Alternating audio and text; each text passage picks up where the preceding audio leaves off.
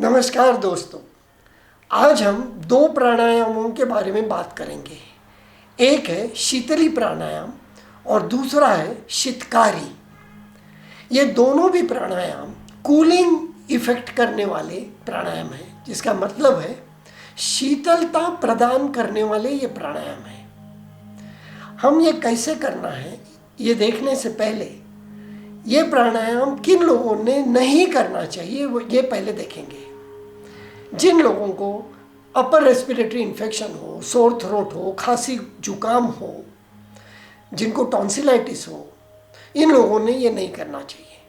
उसके साथ साथ अगर किसी को डेंटल प्रॉब्लम्स हो, जैसे केरीज है, डेंटल हाइजीन खराब है, इन्फेक्टेड टूथ है, डेंटल एब्सेस है या बैड ओरल हाइजीन है, इन लोगों ने ये प्राणायाम नहीं करना चाहिए। तीसरी बात, अगर बाहर बहुत सर्दी हो, टेम्परेचर बहुत कम हो, तो उस समय ये नहीं करना चाहिए। ये प्राणायाम गर्मी में जब हीट ज़्यादा होती है तब करना जरूरी है।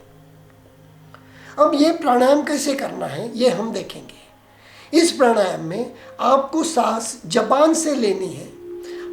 अंदर लेने के बाद आपको एक अंतर कुंभक करना है। अंतर कुंभक यानी इंस्पिरेशन लेके सांस को अंदर रोक के रखना है और ये जालंधर बंद करना है। जालंधर बंधन में ये थोड़ी आपके छाती की ओर जाएगी और ऐसे करके ये बंद हो जाएगा और सांस 5 सेकंड से लेके आधा मिनट तक आपका जैसा स्टेमिना हो वैसा रोक के रखना है और फिर जालंधर बंद निकाल के आपको सांस दोनों नासिकों से, दोनों नॉस्ट्रिल से बाहर छोड़ देना है। अब ये करने के लिए आपकी जो जबान है उसकी एक ट्यूब करनी पड़ती है। इसे उसको फोल्डिंग करना है, उसको रोलिंग करना है, जिस तरह मैं बताता हूँ इस तरीके से। अब ये सभी लोग ये नहीं कर सकते हैं। सिर्फ 80% लोग इसको फोल्ड कर सकते हैं, 20% नहीं कर सकते हैं। ये कोई शास्त्रज्ञों ने सिद्ध किया है, विशेष करके डॉक्टर एल्फ्रेड स्टूटवेंट, इन्होंने ये इसके ऊपर काफ़ी रिसर्च किया है। ये जेनेटिक प्रॉब्लम होता है। जो 20% लोगों में ये फोल्डिंग नहीं कर सकते हैं या जबान को रोलिंग करना नामुमकिन है, इन लोगों ने शीतकारी प्राणायाम करना चाहिए। शीतकारी प्राणायाम में सांस ऐसे दांत एक के ऊपर बंद करके मुंह के अंदर सांस लेना है। ये दांतों के जो गैप्स होते हैं वो गैप्स में से सांस अंदर खींचा जाएगा। तो हम देखते हैं ये प्राणायाम कैसे करना है। सबसे पहले शीतली प्राणायाम करेंगे।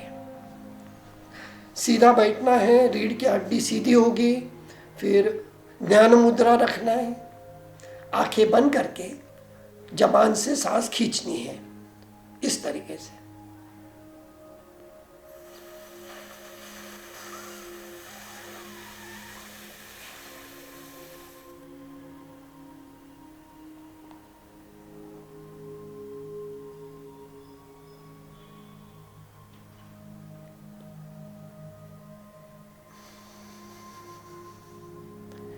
ये हो गया एक बार। ऐसे आपको कम से कम 10 बार करना जरूरी है। उसके बाद ऐसे करके आंखें आस्ते आस्ते आपको खोलनी है। ये हो गया शीतली, बहुत आसान है। और शीतकारी प्राणायाम में इस तरीके से आंखें बंद करके दांतों से सांस अंदर खींचना है।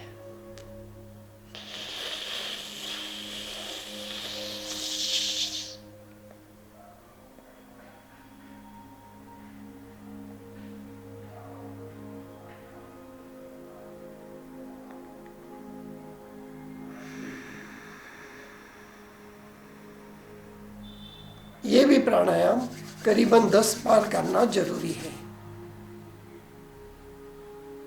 हो गया। बहुत आसान है पर इसके लाभ बहुत सारे हैं। नंबर 1, जिन लोगों में ज़्यादा चिड़चिड़ाहट होती है, जो बहुत ऐसे गर्म दिमाग के हैं, जिनकी टाइप ए पर्सनैलिटी है, इन लोगों को कूलिंग करने के लिए इस प्राणायाम का बहुत फायदा होता है। विशेष करके अभी ये जब लॉकडाउन चला है और ये कोरोना ने सबकी ज़िंदगी खराब कर दी है, काफ़ी लोग ऐसे गुस्से में हैं, दिमाग की हालत ठीक नहीं है, मानसिक संतुलन गया है।